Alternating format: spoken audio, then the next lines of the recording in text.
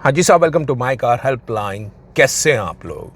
Maruti Suzuki ने अपने car के प्राइसेस 30,000 रुपये तक बढ़ा दिए हैं और इंक्रीज इन कार प्राइसेस एक ऐसा ट्रेंड है जो 2026 में नए आयाम बनने वाला है। टाटा मोटर्स ने कमर्शियल व्हीकल के प्राइसेस इंक्रीज करे हैं 1.5% तक, पैसेंजर व्हीकल प्राइस इंक्रीज करे हैं बाय 0.5%। महिंद्रा एंड महिंद्रा ने कार के प्राइस इंक्रीज करे हैं। Hyundai is increase the car price by around 1%। Luxury brands Audi होगी, बीमर होगी, मर्सिडीज होगी, all have been increasing car prices. इस तरह टोयोटा ने कार के प्राइसेस हाइक करे थे। और मैं बता रहा हूं आपको, जो इस साल 2026 में कार की प्राइसेस इंक्रीज होंगी वो रिलेटिवली काफ़ी ज़्यादा होने वाली है, जिसमें कंपनीज बोल तो रही हैं कि इनपुट कॉस्ट का प्रेशर है, रुपया डेप्रिशिएट हो रहा है, मैन पावर कॉस्ट बढ़ रही है, मटेरियल कॉस्ट इंक्रीज हो रही है। लेकिन एक और बड़ी चीज़ होने वाली है 2027 में, वो होने वाली है कैफे 3 नॉर्म्स के अंदर, जिसमें कंपनियों को अपने टेक्नोलॉजी में काफ़ी एडवांसमेंट करने पड़ेंगे और उसके लिए कंज्यूमर्स को पहले से प्रिपेयर कर रहे हैं by increasing the car prices at a much higher extent, ताकि जब वो 27 में ब्रिज का समय आए in terms of increasing car prices due to CAFE 3 norms, वो रिलेटिवली लोगों को उतना चुभे नहीं। तो कंपनियां इसी साल 2026 में कीमतें बढ़ाती चली जाएंगी and I am telling you the hike would be unprecedented. जो पहले जीएसटी में कमी आई थी ना, वो सब कमी 2027 में जो कार के प्राइसेस होंगे वो सारी कमी कवर अप कर ली जाएगी इन 2027 इन terms of the increase in the car prices. उस तरह से कीमतें इंक्रीज होंगी। सो गॉन आर द डेज जब आपको लगेंगे कार्स अफोर्डेबल है, बट येस, जो इंटरनल कंबशन इंजन है उस पर ये मेजर इम्पैक्ट करने वाला है। Electric vehicles would be now having an upper hand, because जितनी भी टेक्नोलॉजी चेंजेस हो रहे हैं वो हो रहे हैं इंटरनल कंबशन इंजन में। कैफे 3 नॉर्म्स आ रहे हैं, वो इंटरनल कंबशन इंजन में आ रहे हैं।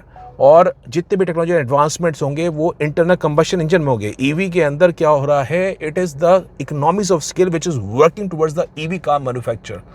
जिस हिसाब से लिथियम, कोबाल्ट, निकल के प्राइसेस इंटरनेशनल थोड़े से कमज़ोर हुए हैं, और बता रहा हूँ ईवी टेक्नोलॉजी में कंपनीज को नो हाउ मिल रहा है। आने वाला समय 2027 में ऐसा होगा जहाँ पे इंटरनल कंबशन इंजन कार्स और ईवी कार्स के प्राइस डिफरेंस बिल्कुल नेग्लिजिबल रह जाएंगे। तो उस समय एक ईवी में हो सकता है नया पुश देखने को मिले, क्योंकि जिस हिसाब से क्रूड भी महंगा हो रहा है, आपको पता ही है ना, हमारे पेट्रोल जो मेगा से पिछले 15 दिन में मेगा से 3 बार प्राइस हाइक हो गए हैं।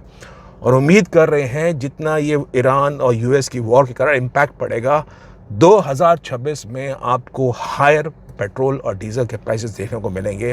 हो सकता है पेट्रोल दिल्ली में जो आज 99 रुपये 99 के आसपास है, it can touch level of 110 rupees by the end of 2026।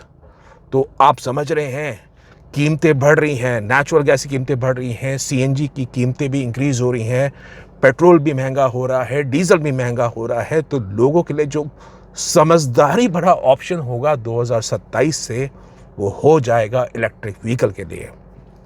तो इंडस्ट्री के डायनामिक्स पूरी तरह से बदल रहे हैं। अब मैं आपको कुछ एक इस बारे में फैक्ट्स बताने वाला हूं ताकि आप थोड़ा सा जानकार बनिए। देखिए, कार के प्राइसेस जो हैं 2026 में it is going to increase multiple times. मैं बता रहा हूं multiple times. Not even the car price, but even running the car in terms of driving per se is also going to turn expensive because of the higher petrol and diesel prices. और जो कानून है, जैसे दिल्ली में कानून लग रहा था कि डीजल कार्स में मार बंद हो जाएगी, 10 साल का जो रजिस्ट्रेशन है उसके नॉर्म्स को परिवर्तन किया जाएगा, क्योंकि BS6 फेज़ 2 के अंदर जो डीजल कार्स के पॉल्यूटेंट्स हैं वो रिलेटिवली काफ़ी कम है, लेकिन उसमें भी अभी परिवर्तन नहीं हुआ है।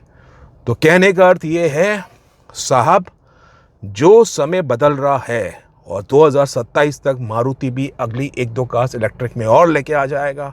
आपको बता रहा हूँ Honda is also going to bring in more electric cars, Kia भी लेके आ जाएगा, टाटा तो है ही, महिंद्रा है ही, और MG भी है, और होंडा का पता नहीं। होंडा हालांकि वो ZR भी लेके आया है, पता नहीं किस प्राइस पॉइंट पे CBU इंपोर्टेड कार वो क्या बिकेगी, कितनी नहीं बिकेगी।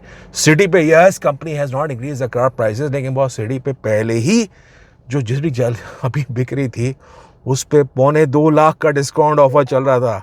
नई सिटी पे कोई स्कीम नहीं चल रही है, तो कंपनी बोलती है हम सेम प्राइस पे लेके आ गए हैं। तो वो एक बात है कि सेम प्राइस पे लेके तो आए हैं, लेकिन बहुत डिस्काउंट जो पहले इतना ज़्यादा चल रहा था वो नई सिटी पे कोई डिस्काउंट नहीं है।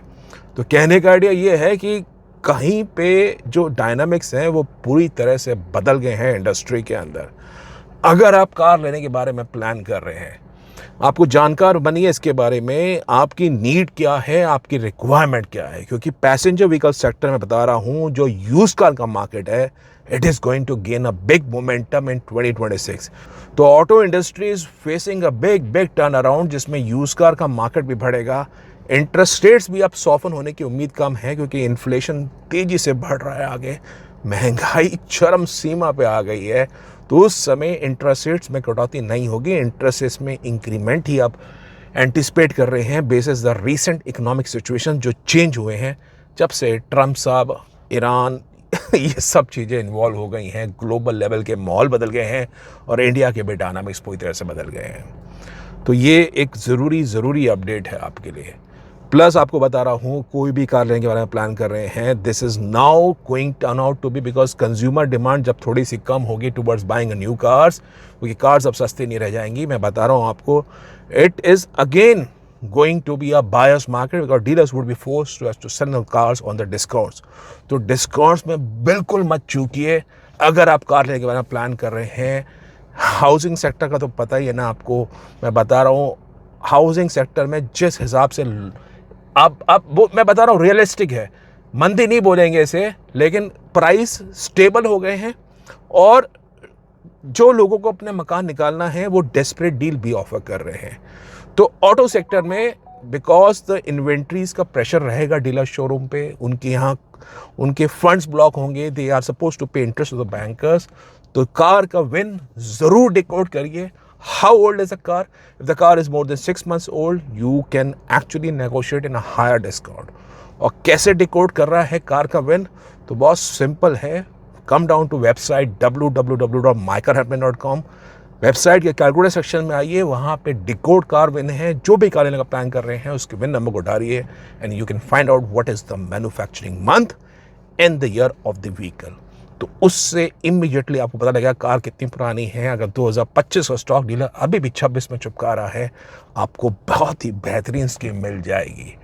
तो एक ज़रूरी अपडेट था आपके लिए। बाकी आप सशक्त बनिए। कार्स के बारे में कोई जानकारी चाहिए, डू विजिट वेबसाइट mycarhelpline.com। कोई कन्फ्यूजन है कार खरीदने के बारे में, माइकर हेल्पलाइन फोरम में आके 1-on-1 एक्सपर्ट सपोर्ट ले सकते हैं। और मैं एक और चीज़ बता रहा हूँ, अगर कोई कार आपके इस वक्त बजट से बाहर निकल रही है, मैं बता रहा हूँ realistic, don't over leverage yourself, don't stretch in your budget too much.